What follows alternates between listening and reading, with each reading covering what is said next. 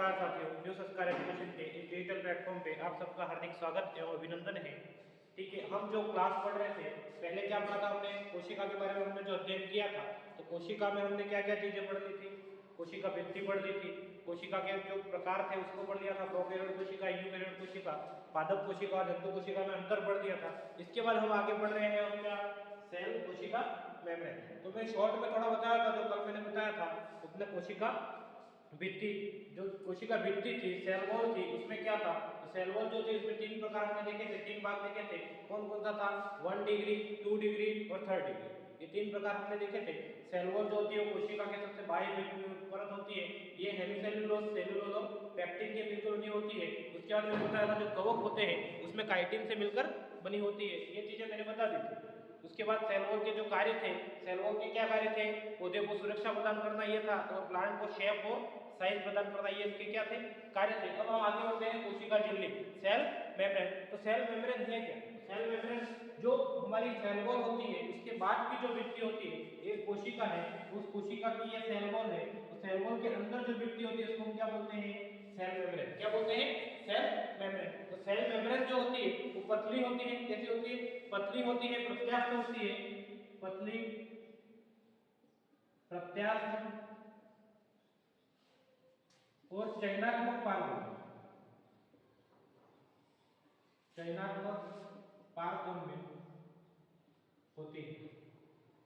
ठीक है, पतली यानी कि समझता है क्षीण होती है, प्रत्यास्थ इलास्टिक होती है और सेलेक्टिवली परमेबल होती है। यानी ये सेलेक्टिवली जो चीजें आवश्यक चीजें हैं उनमें से, जैसे पानी का तो ये पारगमन कर लेती है, वाटर का पारगमन करती है, परंतु कुछ सोलेबल पदार्थ जो होते हैं उनका जो चयन कुछ चुनिंदा जो पदार्थ होंगे उनका ही क्या करेगा, ये पास करेगा। एक यानी यहाँ से उधर की ओर, एक हमारी भित्ति से अंदर की ओर जो पार करेगा वो सेलेक्टिवली करेगा, जो जो चीजें हमारे काम की है उन्हीं चीजों को अंदर जाने देगा। तो ये कैसी होती है, चयनात्मक पारगम्य होती है, पतली प्रत्यास्थ और चयनात्मक पारगम्य होती है। पहला पॉइंट ये था। सेकंड पॉइंट होता है इसकी मोटाई जो होती है, थिकनेस जो होती है, वो लगभग होती है 75 एंगस्ट्रम। कितनी होती है, 75 एंगस्ट्रम। और 75 एंगस्ट्रम का अर्थ क्या होता है, 75 एंगस्ट्रम में, एक एंगस्ट्रम में क्या होता है, अगर हम देखें तो 10 की पावर -10 कितना होता है। ठीक है, तो आपको समझना 10 की पावर -10 मीटर होता है एक एंगस्ट्रम बराबर। यानी अगर ये 75 एंगस्ट्रम है तो कितना छोटा, कितना पतला हो जाएगा, 0.0000075, इतना पतला होता है, इसलिए ये पतली होता है। मैंने पतली बताया, इसकी मोटाई कितनी होती है, 75 एंगस्ट्रम। तो एक एंगस्ट्रम में कितना होता है, 10 की पावर -10 मीटर होता है, तो 75 एंगस्ट्रम में कितना होगा, ये पॉइंट में बहुत ज्यादा कम पतली होगी, यानी ये बहुत ही पतली होती है, पतली प्रत्यास्थ और चयनात्मक पारगम्य। इसकी मोटाई क्या होगी, 75 एंगस्ट्रम। आगे हम बढ़ते हैं तो एक और पॉइंट है, इसका रासायनिक संगठन जो होता है, केमिकल कंपोजिशन जो होता है, रासायनिक संगठन साथ में लिखते रहना है। ठीक है, आपको साथ में लिखते रहना है। रासायनिक संगठन जो होता है वो क्या होता है, फास्फोलिपिड और प्रोटीन से मिलकर बना होता है। किससे मिलकर बनता है, फास्फोलिपिड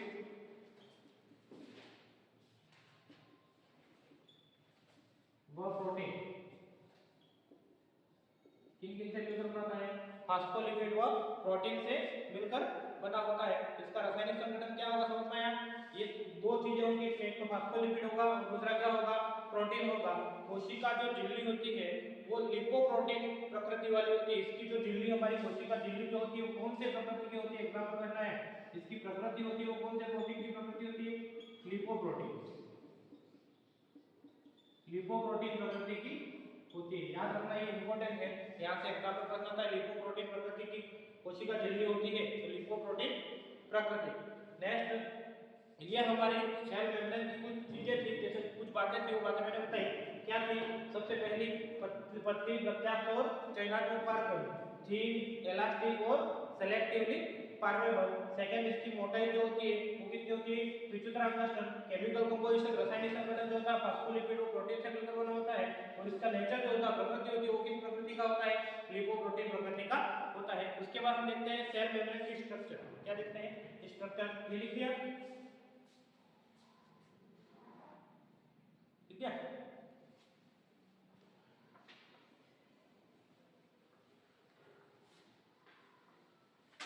और देखते हैं सेल मेम्ब्रेन की स्ट्रक्चर। तो इसकी स्ट्रक्चर जो होती है, सेल मेम्ब्रेन की स्ट्रक्चर संरचना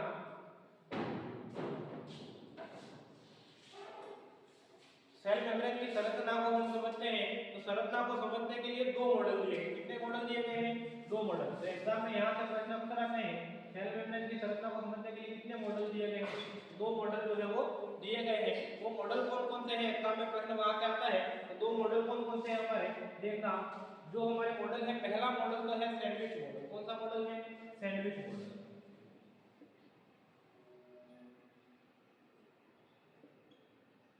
कौन सा मॉडल है? Sandwich model. और दूसरा है द्रव मोज़ेक मॉडल।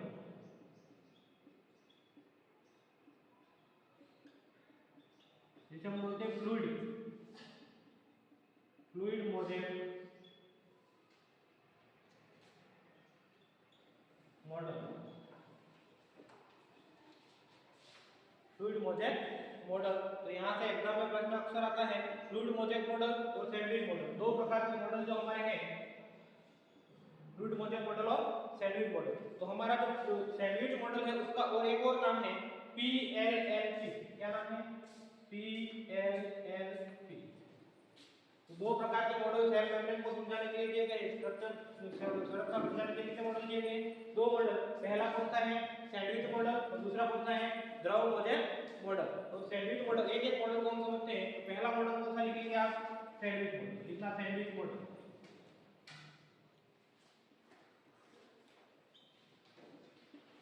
या इसका क्या नाम है? PLLP। इसका सैंडविच मॉडल या PLLP मॉडल।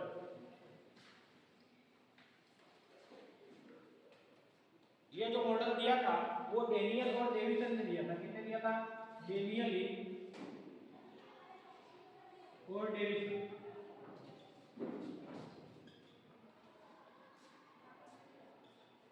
किसने दिया था?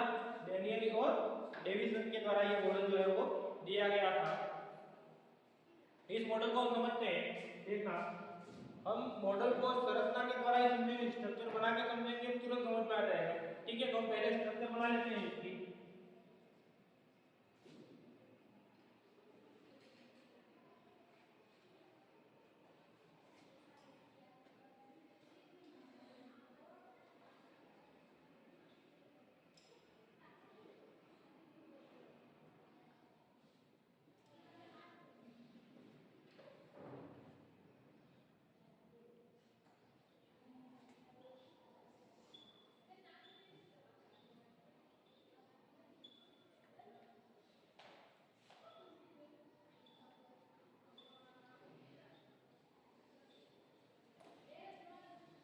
हमारा सैंडविच मॉडल जो है वो सैंडविच के समान ही होता है। इस प्रकार के मॉडल जो होता है हमारा, इसकी स्ट्रक्चर ऐसी होती है जिसमें सबसे ऊपर जो होता है वो आउटर प्रोटीन लेयर होती है। क्या होती है? Outer protein layer.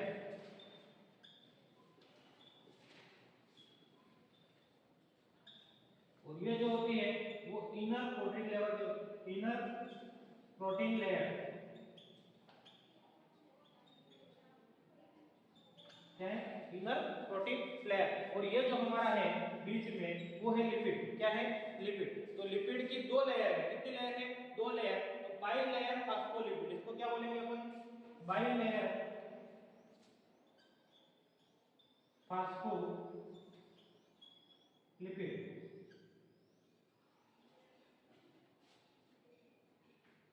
ठीक है, बाई लेयर फास्फोलिपिड। सबसे बाहर जो होता है आउटर प्रोटीन लेयर, अंदर इनर प्रोटीन लेयर और बीच में क्या है?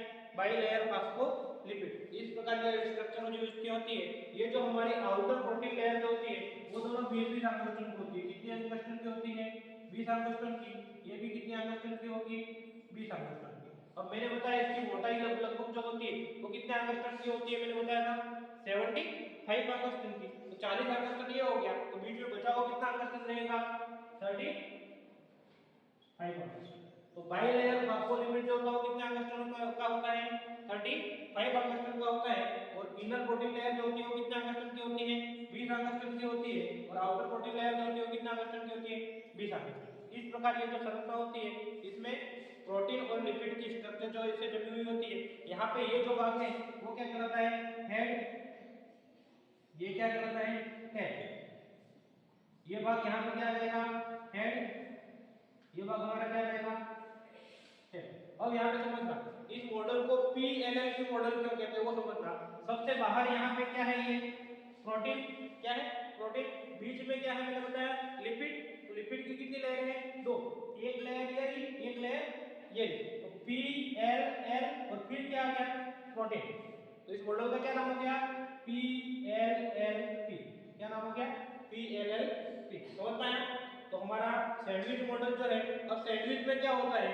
ऊपर नीचे सैंडविच होता है और बीच में क्या होता है? माल मसाला। आपने सैंडविच खाया होगा, सबने खाया? तो सैंडविच में आपने देखा होगा ऊपर नीचे तो क्या होता है? सैंडविच, परंतु बीच में क्या होता है? माल मसाला। इसी प्रकार ये ऊपर नीचे जो क्या है? प्रोटीन की लेयर है वो सैंडविच के समान है और बीच में क्या है? माल मसाला। इसलिए इसको क्या बोल दिया? सैंडविच। Sandwich model. ये तो इसको समोसा मॉडल भी बोल सकते हैं। समोसा मॉडल बोल सकते थे ना? नहीं बोल सकते थे। परंतु क्या इस मॉडल को देखा और लगा कि ये सैंडविच के समान है, इसलिए इसका नाम क्या दे दिया? Sandwich model. और ये किसने दिया था? डेनियल और डेविसन ने दिया था। यहाँ पे दो चीजें हैं मैंने बताया, आउटर लेयर, इनर लेयर, और बीच में बाई लेयर फास्फोलिपिड। इस प्रकार हमारे ये जो लेयर प्रोटीन जो था सैंडविच मॉडल था वो ऐसा था। अब इसका रासायनिक संगठन का प्रश्न होता है, तो रासायनिक संगठन में क्या क्या होता है? देखो, रासायनिक संगठन में एक तो क्या होगा? प्रोटीन होगा। केमिकल कंपोजिशन में पहला जो चीज क्या होगी? प्रोटीन होगी। और दूसरी क्या होगी? लिपिड। वो भी कौन सा लिपिड? फास्फोलिपिड। तो इसका रासायनिक संगठन क्या होता है? केमिकल कंपोजिशन जो होता है वो क्या होता है? एक तो क्या होगा? फास्फोलिपिड, और दूसरा क्या होगा? इसके अंदर फास्फोलिपिड के साथ और कौन क्या होगा? प्रोटीन। तो केमिकल कंपोजिशन अगर पूछे सैंडविच मॉडल का केमिकल कंपोजिशन बताइए, तो आप क्या लिखेंगे? फास्फोलिपिड और प्रोटीन। समझ में आया ये सैंडविच मॉडल? लिख लिया? आगे बढ़े? फटाफट थोड़ा जल्दी से लिख लो।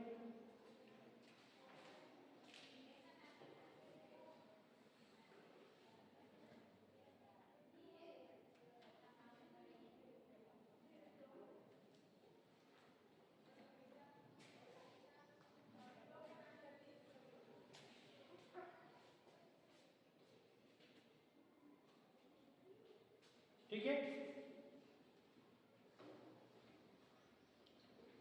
अगर नहीं लिख पाए हो तो ये क्लास वापस देख के YouTube पे लिख लो। ठीक है?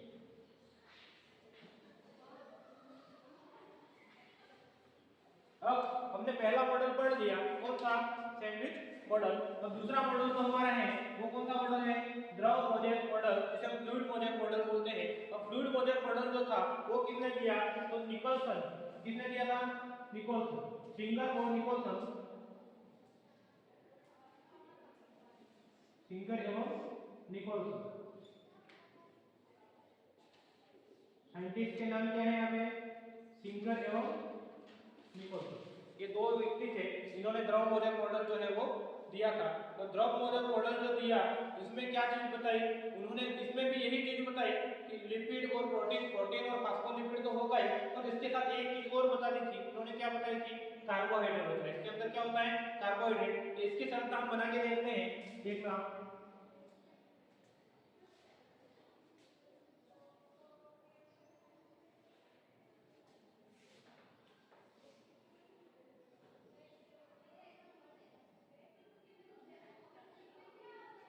देखा, ये जो हमारी क्या थी मैंने पहले भी बताई थी, ये तो ये क्या है? हमारे प्रोटीन है। क्या है? प्रोटीन।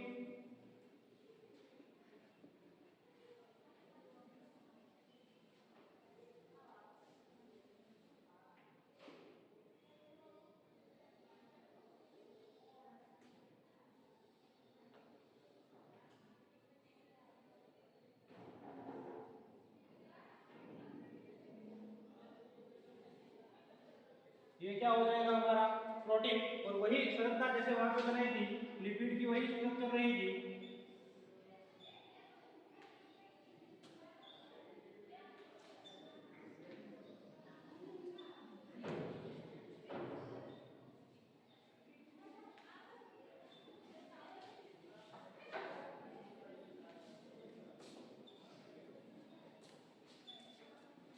ये हमारा बीच में क्या आ जाएगा?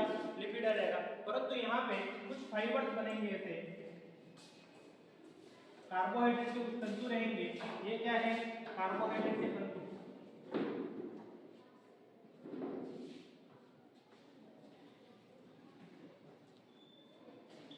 ये हमारा क्या है? प्रोटीन। ये हमारा क्या है? वापिस लिपिड, फॉस्फोलिपिड। और ये भी क्या है?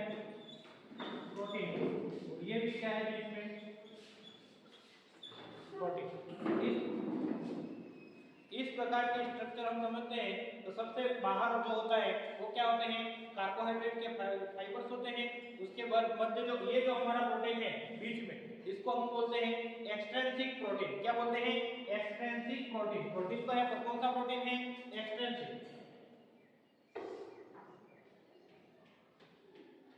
ये कौन सा प्रोटीन कहलाएगा? एक्सट्रिंसिक। और ये अंदर है तो इसको बोलते हैं इंट्रिंसिक। क्या बोलते हैं? इंट्रिंसिक। क्या बोलेंगे? ये एक्सट्रिंसिक, ये इंट्रिंसिक। तो जो अंदर की ओर प्रोटीन जो दिख रहा है ये वाला, वो क्या कहलाता है हमारा? Intrinsic protein. और बाहर की ओर जो दिख रहा है ये वाला और ये वाला, इन दोनों को हम क्या बोलेंगे? Extrinsic protein. तो ये प्रोटीन की जो होता है बीच में भी होगा और बाहर की ओर भी होगा। तो बीच में जो होगा वो कितना होगा? 70%। ये जो होगा वो कितना परसेंट होगा? 70%। और ये जो होगा वो कितना परसेंट होगा? 30%। एग्जाम में प्रश्न अक्सर आता है, सिंगर और निकोल्सन का द्रव मोज़ेक मॉडल जो दिया गया है उस मॉडल में प्रोटीन, एक्सट्रिंसिक प्रोटीन और इंट्रिंसिक प्रोटीन दोनों का प्रतिशत कितना होता है? परसेंटेज कितना होता है? तो ये एक्सट्रिंसिक कितना होगा? 30% और इंट्रिंसिक कितना होगा? 70%। तो याद रखना, ये पूछा अक्सर एग्जाम में पूछा जाता है। ठीक है, तो समझ में आया यहाँ तक? उसके बाद वही लिपिड जो होगा, यहाँ पे भी लिपिड तो हो गए, वो कैसा होगा? बाई लेयर होगा। दो लेयर होंगी, पहली लेयर ये रही, दूसरी लेयर ये रही। तो बाई लेयर फास्फोलिपिड होगा। ये पूरा क्या है हमारा? फास्फोलिपिड। और कैसा है? द्विवर्ती बाई लेयर,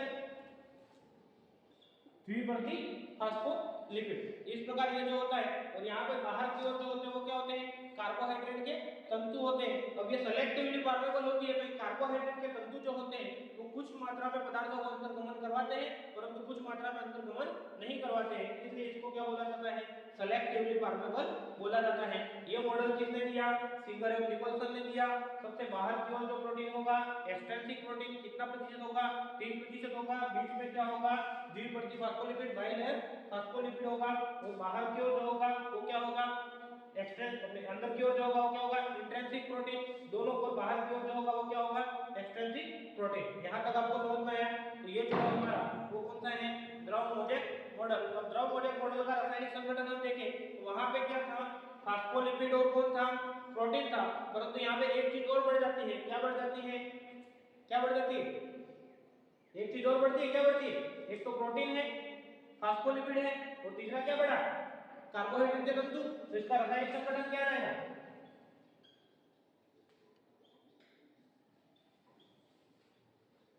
रासायनिक संगठन में क्या आएगा? एक तो कार्बोहाइड्रेट होगा। क्या होगा? कार्बोहाइड्रेट। दूसरा क्या होगा? फास्फोलिपिड। और तीसरा क्या होगा? प्रोटीन। क्या होगा? प्रोटीन। इस प्रकार ये तीन चीजों से मिलकर बना होता है। वो कौन सा मॉडल है? द्रव मोज़ेक मॉडल, जिसको हम क्या बोलते हैं? Fluid mosaic model. और किसने दिया? सिंगर एवं निकोल्सन ने दिया। यहाँ पे समझ में आया? अब कोशिका झिल्ली जो होता है, ये कोशिका झिल्ली को हमने पढ़ा, उसका कार्य क्या होता है? तो परिवहन। क्या कार्य होता है? ट्रांसपोर्टेशन, परिवहन, यानी पदार्थों का आवागमन करना। ये सेलेक्टिवली परमेबल होती है, तो कुछ आवश्यक पदार्थों को अंदर जाने देगी, बाकी पदार्थों को अंदर जाने नहीं देगी। तो उसका कार्य क्या हो गया? परिवहन करना, पदार्थों का परिवहन करना। जो काम की चीज है उसको अंदर जाने देना, जो बिना काम की चीज है अंदर से किसी चीज को बाहर आने देना। परंतु कुछ चीजों को अंदर जाने देती है, सारी चीजों को अंदर जाने नहीं देती है। इसलिए इसको क्या बोला जाता है? Selectively permeable. तो अभी एक बार मैं शॉर्ट में रिवाइज कर रहा हूँ। हमने पढ़ा था कोशिका झिल्ली। कोशिका झिल्ली जो होती है उसमें सबसे पहली चीज मैंने क्या बताया? ये जो होती है पतली होती है, इलास्टिक होती है, प्रत्यास्थ होती है, और कैसी होती है? सेलेक्टिवली परमेबल होती है, चयनात्मक पारगम्य जो होती है वो होती है। दूसरा पॉइंट मैंने क्या बताया? इसकी थिकनेस जो होती है, मोटाई जो होती है वो कितने एंगस्ट्रॉम होती है? 75 एंगस्ट्रॉम होती है। उसके बाद मैंने तीसरा पॉइंट क्या बताया, इसमें केमिकल कंपोजिशन जो होता है वो कैसा होता है, फास्फोलिपिड और प्रोटीन। मुख्य तो कौन कौन से होते हैं, फास्फोलिपिड और प्रोटीन। अगर इस संरचना को हम देखें सैंडविच मॉडल द्रव मॉडल में, उसमें कार्बोहाइड्रेट ऐड हो जाता है। उसके बाद मैंने क्या बताया, इसकी प्रकृति जो होती है वो किस प्रकार की होती है, लिपोप्रोटीन प्रकृति की होती है। कौन सी प्रकृति की होती है, लिपोप्रोटीन प्रकृति की होती है। उसके बाद मैंने इसकी स्ट्रक्चर के बारे में बात की, तो इसकी स्ट्रक्चर के लिए कितने मॉडल दिए गए, 2 मॉडल दिए गए। पहला मॉडल कौन सा है, सैंडविच मॉडल, जिसे हम क्या बोलते हैं, PLLP मॉडल। क्या बोलते हैं, PLLP मॉडल। क्यों PLLP मॉडल बोलते हैं, क्योंकि सबसे बाहर की ओर होता है वो प्रोटीन होता है, फिर अंदर 2 लेयर जो होती है वो किसकी होती है, लिपिड की होती है, और उसके अंदर जो होती है वो कौन सी होती है, प्रोटीन होती है। इसलिए मॉडल को प्रोटीन, लिपिड और प्रोटीन कहा जाता है। और ये मॉडल सैंडविच मॉडल जो दिया था वो किसने दिया था, डेनियल और डेविसन ने दिया था। किसने दिया था, डेनियल और डेविसन ने दिया था। और इसका रासायनिक संगठन था वो कौन कौन सी चीजें थी, फास्फोलिपिड और प्रोटीन से मिलकर बना जो होता है वो होता है। ये 2 चीजें हमने यहाँ पे देखी थी।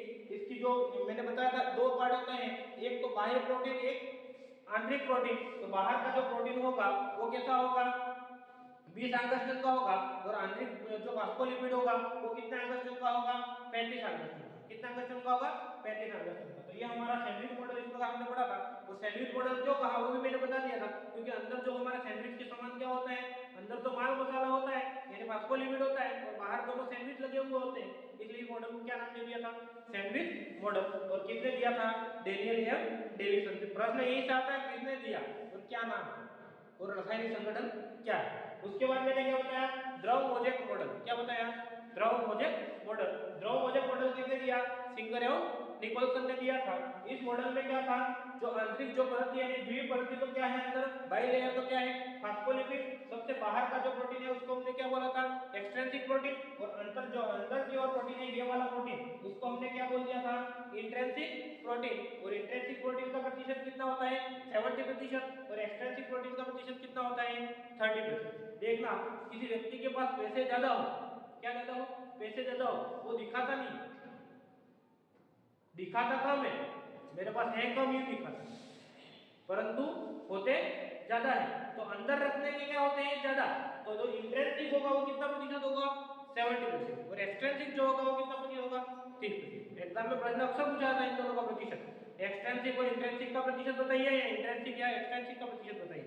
तो क्रम पूछेगा, तो इंट्रिंसिक पहले पूछा है तो क्या करना है, 70-30, और एक्सट्रिंसिक पहले पूछा तो क्या करना है, 30-70। यहाँ तक ये आपको चीज समझ में आई। और इसका कार्य क्या हो गया, कोशिका झिल्ली का कार्य क्या होता है, मैंने बताया परिवहन करना। क्या होता है, परिवहन करना। यहाँ तक सबको समझ में आ गया सबको समझ में नहीं आया, ठीक है। उसके बाद एक यूनिट मेम्ब्रेन कॉन्सेप्ट दिया, किसने दिया था, रॉबर्टसन। ये कॉन्सेप्ट है यूनिट मेम्ब्रेन कॉन्सेप्ट, समझना है इसको, नोट यू करके लिखना है।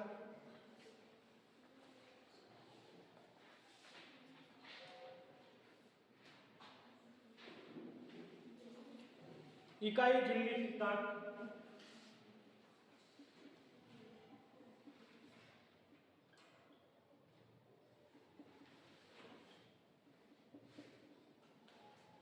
Unit membrane concept.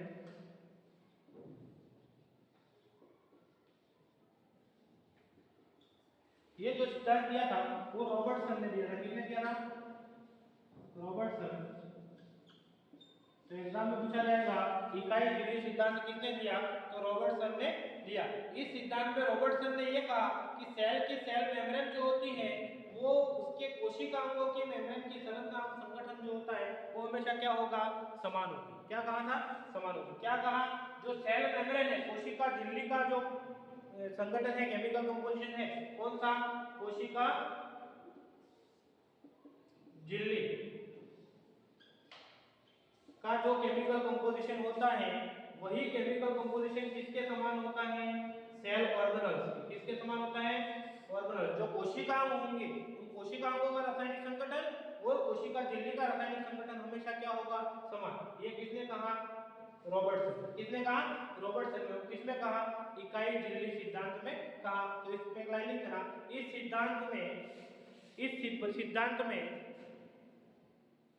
सिद्धांत में रॉबर्टसन ने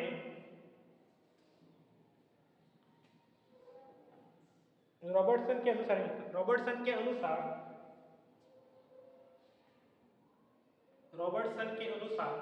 सेल की सेल मेम्ब्रेन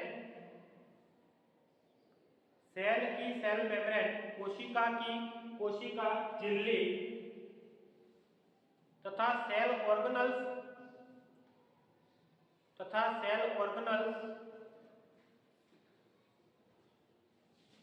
कोशिकांगों की झिल्ली सेल ऑर्गेनल्स कोशिकांगों की झिल्ली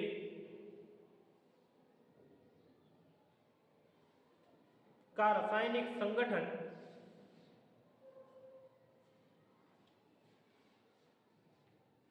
तथा संरचना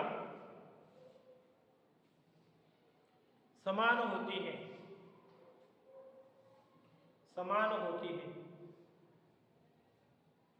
समझ में आया। तो जो इकाई झिल्ली यूनिट मेम्ब्रेन मॉडल जो था उसमें रॉबर्टसन ने क्या कहा, कोशिका झिल्ली की जो मेम्ब्रेन है, कोशिका सेल मेम्ब्रेन जो होती है, ठीक है, वह सभी कोशिकाओं की सेल मेम्ब्रेन जो होगी, कोशिकाओं की मेम्ब्रेन होगी, वो दोनों हमेशा क्या होंगी, समान। जैसे माइटोकॉन्ड्रिया पढ़े तो माइटोकॉन्ड्रिया की बाह्य झिल्ली देखते हैं, इसकी मेम्ब्रेन देखते हैं, तो उसकी मेम्ब्रेन और ये सेल मेम्ब्रेन दोनों की संरचना और संगठन जो होगा वो क्या होगा, हमेशा समान। ये किसमें कहा गया, इकाई झिल्ली सिद्धांत में कहा गया, और ये किसने दिया, रॉबर्टसन ने दिया। आपको समझ में आया यहाँ तक, सबको समझ में आया, ठीक है। आगे अब इसके बाद हमारा कौन सा टॉपिक बचा, कोशिकांग वाला टॉपिक बचा, साइटोप्लाज्म वाला टॉपिक बचा। हमने सबसे पहले क्या पढ़ा, सेल वॉल पढ़ा, उसके बाद क्या पढ़ा, सेल मेम्ब्रेन पढ़ा। अब क्या बचा, साइटोप्लाज्म को हमको क्या पढ़ना है, कोशिकांग। क्या पढ़ना है, कोशिकांग। तो सेल ऑर्गेनल्स पढ़ेंगे आगे, हम क्या पढ़ेंगे, सेल ऑर्गेनल्स। आज के लिए इतना ही, आगे की क्लास में हम इसके आगे जो है वो पढ़ेंगे। धन्यवाद। लाइक शेयर एंड सब्सक्राइब जरूर करें।